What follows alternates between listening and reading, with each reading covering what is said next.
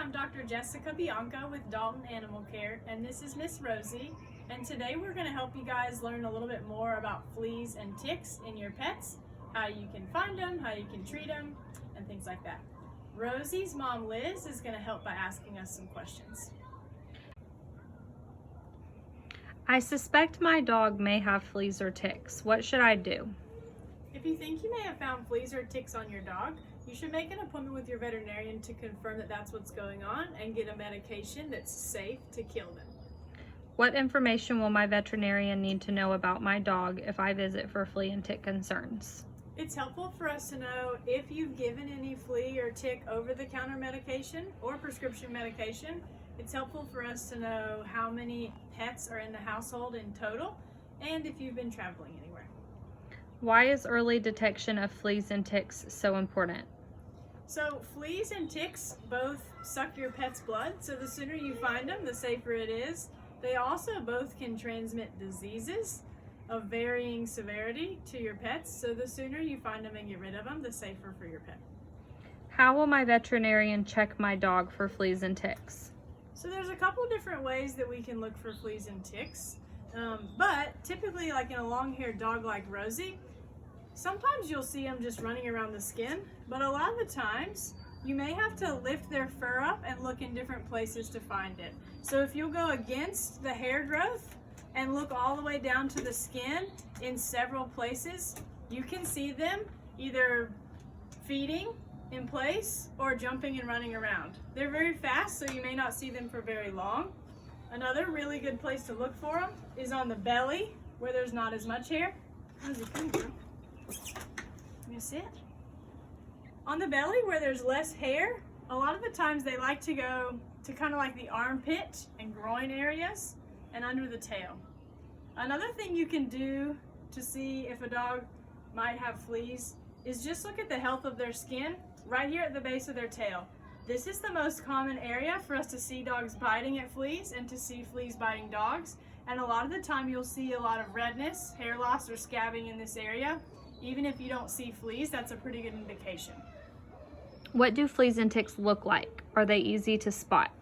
I have a couple pictures that you guys can hopefully see. Fleas and ticks can be really hard to spot sometimes. Fleas are very tiny. This is probably a dog Rosie's size, and all these little black dots are fleas. Especially in a dark-haired dog, they can be really hard to detect. This is on a white cat. They're a little bit easier to see. Hey girl. This is something called flea dirt that we'll go over a little bit later. It's actually flea poop, and it's left behind as little black specks. If you see that, even if you don't see fleas, your dog has fleas. Rosie doesn't want these on her. This is a tick that hasn't bitten yet and is really small. And this is a tick that's been feeding for a while and is engorged. Thanks, girl. Sit here and show. What do flea or tick bites look like? So sometimes you really won't see flea or tick bites. A lot of the time they may just look like a little red, raised, or irritated area. A lot of dogs with flea infestations will bite and scratch at themselves and cause a secondary skin infection that looks like redness or pustules or bumps or a rash. Those aren't necessarily flea bites, but they're a consequence of having fleas. What is flea dirt? Flea dirt, as I may have spoiled the surprise, is actually flea poop. So it's actually after the fleas have fed on your dog's blood, it's what comes out afterwards as waste. So it's kind of like dried blood. It appears black on their skin, and if it gets wet, like if you're giving them a bath, it'll run red. How can I find fleas or ticks on my dog or in my dog's environment? So if an infestation is really bad, you may actually see fleas or flea eggs in your home or yard. But we talked about a couple places to look for fleas, and there's some places that ticks like to live more than others too, especially inside or behind the ears. Make sure to check those places. Along the eyelids, sometimes they can blend in with the eyelashes. In between their toes, on the top and underneath their tail, Those are some of the most common areas that we find ticks, but just know that they can truly be anywhere.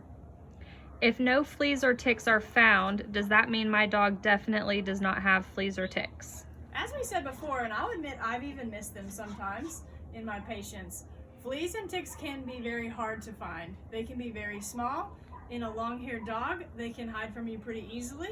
Sometimes, especially fleas, are very fast, so just because you don't see them doesn't mean they're not there. What is the best way to remove a tick from my dog? That can be tricky. I would say with something that you have at home, probably the most readily available thing would be a set of tweezers. You'll want to grasp it at the very base, close to the skin. Pull really slow and steadily, not jerk it out, and hopefully you'll remove the whole head. If you're going to come into the vet clinic pretty quickly after discovering a tick, we'll probably just remove it for you and get you on a prevention that'll cause any other ones to fall off within a few hours.